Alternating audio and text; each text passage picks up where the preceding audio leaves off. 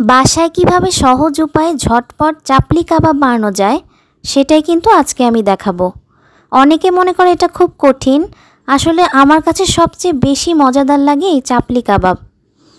আর সহজও মনে হয় অনেক, কারণ যেহেতু কিমা দেওয়া হয় খুব দ্রুত কিন্তু ভাজা হয়ে যায়। চলেন দেখি আমি কিভাবে বানাচ্ছি। সাদা পোলাও, সাদা ভাত বা পরোটার সাথেও কিন্তু এটা খেতে খুব ভালো লাগে। প্রথমে এক পিস আমি পাউরুটি নিয়ে নিচ্ছি, পানির সাথে ভিজিয়ে এটাকে কিন্তু আমি সোক করে পুরো পানিটা আমি চিপে রেখেছি। এটা আমার পরবর্তীতে কিন্তু কাজে লাগবে। কেউ খেলে বুঝতেই পারবে না এটা বাসায় বানানো, একদম বাইরের মতো হয়। আমি এখানে গরুর মাংসের কিমা নিয়েছি 1 কাপের একটু বেশি, মানে উঁচু করে 1 কাপ। পেঁয়াজ, কাঁচামরিচ, টমেটোটা একদম মিহি কিমা করে নিয়েছি। টমেটোর বিচিটা অবশ্যই কিন্তু ফেলে দিবেন। ধনেপাতা নিয়েছি, বাকিটা আমি দেখিয়ে দিচ্ছি। এবার আমি সবগুলো ইনগ্রিডিয়েন্টস আস্তে আস্তে দিয়ে দিচ্ছি।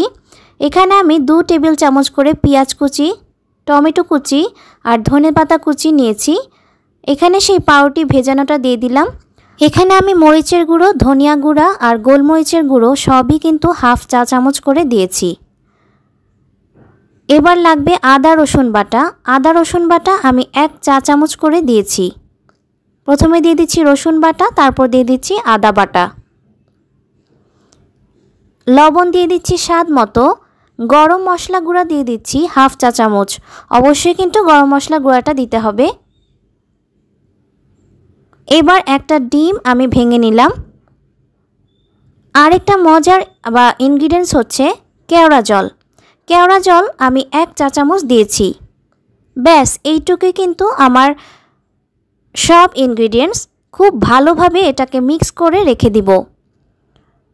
নর্মাল ফ্রিজে রেখে দিব মিক্স করে আধা ঘন্টার জন্য, তাহলে খুব ভালোভাবে সেট হবে। সেট হওয়ার পর এবার আমি হাতের সাহায্যে এটাকে কিন্তু চ্যাপটা চ্যাপটা করে নিচ্ছি।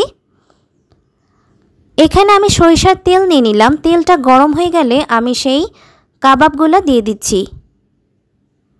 সরিষার তেল দিলে কিন্তু দেখবেন টেস্টটা অনেক বেশি এনহ্যান্স হয়। নর্মাল তেলের চেয়ে সরিষার তেল দিবেন, দেখবেন যে কতটা টেস্ট হয়। এবার এপিট ওপিট মিডিয়াম আঁচে এটাকে ভেজে উঠিয়ে নিচ্ছি। ওভারকুক করবেন না। ওভারকুক করলে দেখবেন যে একদম রাবারের মতো টাইট হয়ে গেছে। এটা কিন্তু খুব দ্রুতই হয়ে যায়, কারণ অনেক ছোট ছোট কিমা আমি দিয়েছি। তো তৈরি হয়ে গেল ভীষণ মজাদার বিফ চাপলি কাবাব।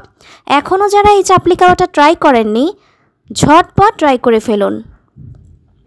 এখানে কিন্তু আমি জিরা গুঁড়া দেইনি, বাকি সবই কিন্তু আমি দিয়েছি। এই রকম মজার মজার ছোট ছোট অনেক রেসিপি আছে আমার চ্যানেলে, প্লেলিস্টটা দেখে নেবেন। ভালো লাগলে সাবস্ক্রাইব করে ফেলুন।